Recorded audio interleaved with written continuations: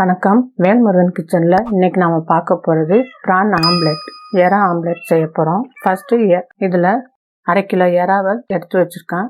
இதுக்கு தேவையான மசாலாவை இதில் சேர்த்துக்கலாம். எறாக்கு தேவையான உப்பு மட்டும் நான் சேர்க்குறேன். 1/2 ஸ்பூன் உப்பு. காஷ்மீர் சில்லியும் மிளகாத்தூளும் கலந்த பவுடர் இது 1 ஸ்பூன் இதில் போட்டுக்கலாம். மஞ்சள் ஒரு 1/2 ஸ்பூன் போட்டுக்கலாம். மிளகு 3/4 ஸ்பூன் போட்டுக்கலாம். தனியா powder 1 spoon. Garam masala powder ஒரு 1/2 ஸ்பூன் போட்டுக்கலாம். இஞ்சி பூண்டு பேஸ்ட் 1 ஸ்பூன் சேர்த்துக்கலாம். இதில் டார்க் சோயா சாஸ் ஒரு 1/2 ஸ்பூன் ஊற்றுறேன்.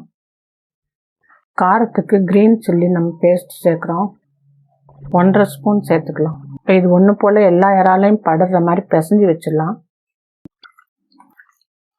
இது பிசைஞ்சு வச்சிட்டோம். இதை ஒரு 1 மணி நேரம் அப்படியே ஊற விட்டுடலாம். நம்ம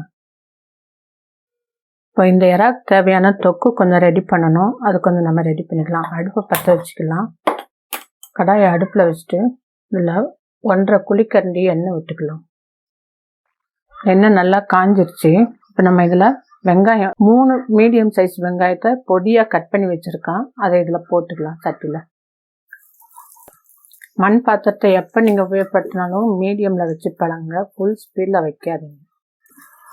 மீடியம் சைஸ் வெங்காயம் 3 சின்ன வெங்காயம், அது பெரிய வெங்காயத்தை சின்ன சைஸ் மீடியம் சைஸில் எடுத்து கட் பண்ணி வச்சுருக்கோம்.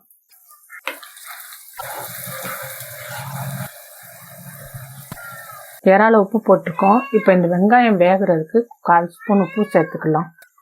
நல்லா கொஞ்சம் ப்ரௌன் கலராக மாறுற வரைக்கும் அது வதங்கட்டும். நல்லா வெங்காயம் வதங்கிடுச்சு. இப்போ கொஞ்சம் குட்டி சைஸாக ஒரு தக்காளி கட் பண்ணி வச்சுருக்கேன். அதை இதோட சேர்த்துடலாம். இது கூட ஒரே ஒரு பச்சை மிளகாவை குட்டி பீஸாக கட் பண்ணி வச்சுருக்கேன். அதையும் இது கூட சேர்த்துக்கலாம். தக்காளி நல்லா வதங்கணும். தக்காளி வதங்கிடுச்சு.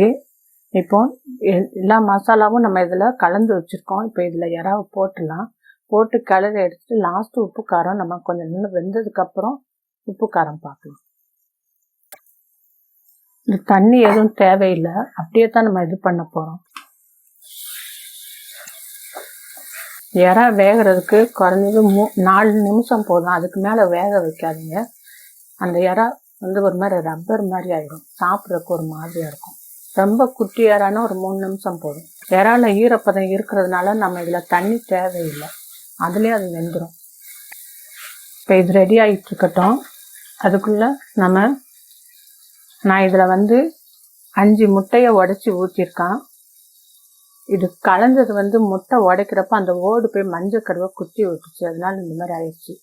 முட்டை ஊற்றுறப்போ நம்ம ஒவ்வொரு முட்டையவும் தனியாக ஒரு கிண்ணத்தில் முட்டையை உடச்சி ஊற்றி ஒவ்வொரு முட்டையாக ஊற்றணும்.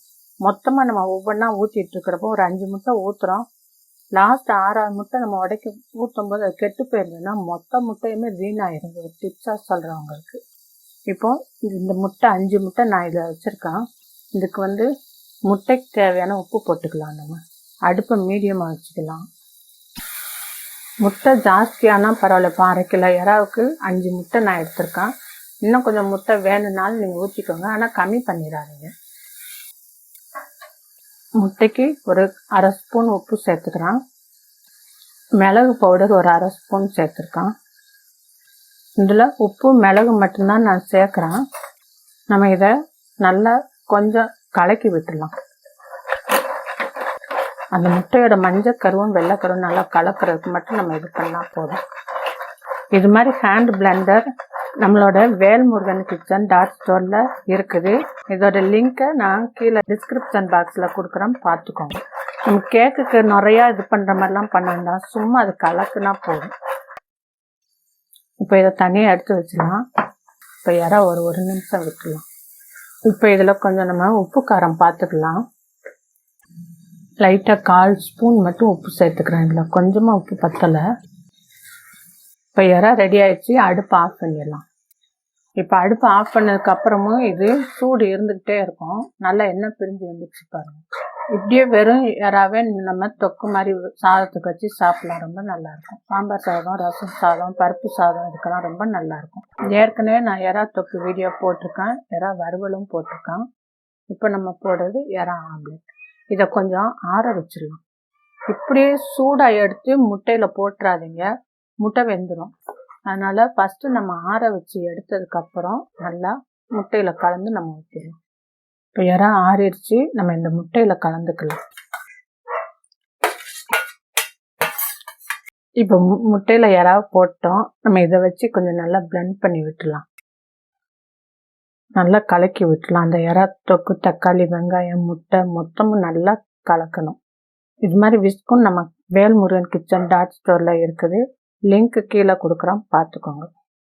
நல்லா கலக்கி விட்டுட்டோம். இப்போ இந்த இடத்த வச்சு திருப்பலாம். இந்த கையை இந்த இடத்துல வச்சு திருப்பலாம். கழுவுறதுக்கு ஈஸி. நம்ம க்ளோஸ் பண்ணி அப்படியே ஒரு ஓரமாக நம்ம தொங்க விட்டுலாம் ஹேங்கரில். இப்போ நம்ம அடுப்பை பற்ற வச்சுக்கலாம். இது கொஞ்சம் திக்காக வரும். அதனால் நம்ம இந்த மாதிரி கடாயில் ஊற்றி இது பண்ணலாம். சின்னதாக இல்லை ஆயில் அப்ளை பண்ணிடலாம். அடுப்பை மீடியம் லோ ஃப்ளேமுக்கு இடையில வைங்க. ரொம்ப ஜாஸ்தியாக வச்சிடாதீங்க, மீடியமாகவும் வேண்டாம். இது கூட நம்ம கொஞ்சம் கொத்தமல்லி எல்லாம் சேர்த்துக்கலாம். இந்த ஒரு தடவை செஞ்சு சாப்பிட்டு பாருங்கள், ரொம்ப நல்லாயிருக்கும். இது சாம்பார் சாதம், வெரைட்டி ரைஸு, ரசம் சாதம், பருப்பு சாதம் இதுக்கெல்லாம் சைட் டிஷ்ஷாக வச்சுக்கலாம். ரொம்ப நல்லாயிருக்கும். இதை கடாயில் ஊற்றிடலாம். எப்படி நம்ம முட்டை ஆம்லெட் ஊற்றுவோமோ அதே மாதிரி ஊற்றிடலாம்.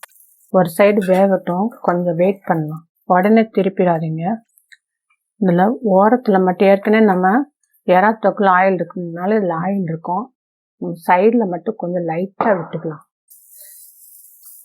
மெதுவாக திருப்புங்க. பட்டுன்னு அந்த பக்கம் ஓட விட்டுறாதீங்க, கீழே ஓடிடும். திருப்புறப்ப பார்த்து ஜாக்கிரதையாக மெதுவாக ஸ்லோவாக திருப்புங்க. இப்போ இறா நம்ம ஏற்கனவே தொக்கு மாதிரி செஞ்சு இறா வேக வச்சிட்டதுனால முட்டை வெந்தால் போதும். இப்போ நம்ம முட்டை வெந்துருச்சு, எடுத்துடலாம். அடுப்பு ஆஃப் பண்ணிடலாம். இப்போ சுவையான prawn ஆம்லெட் ரெடி. இறா ஆம்லெட் ரெடி ஆயிடுச்சு. இதை ரசம் சாதம், பருப்பு சாதம், சாம்பார் சாதத்துக்கு, வெரைட்டி ரைஸ்க்கும் சைட் டிஷ்ஷாக வச்சுக்கலாம். சும்மாவே சாப்பிடணும்னு நினச்சிங்கன்னா டொமேட்டோ கெச்சப் கொஞ்சம் கிண்ணத்தில் ஊற்றிட்டு இதை பிச்சு அதில் தொட்டு சாப்பிட்டுக்கலாம். சூப்பராக இருக்கும். வீட்டில் செஞ்சு பார்த்துட்டு கமெண்ட்ஸில் சொல்லுங்கள் எப்படி இருக்குன்ட்டு. நம்ம சேனலை லைக் பண்ணுங்கள், ஷேர் பண்ணுங்கள். இது வரைக்கும் சப்ஸ்கிரைப் பண்ணலைன்னா நம்ம சேனலுக்கு சப்ஸ்கிரைப் பண்ணுங்கள்.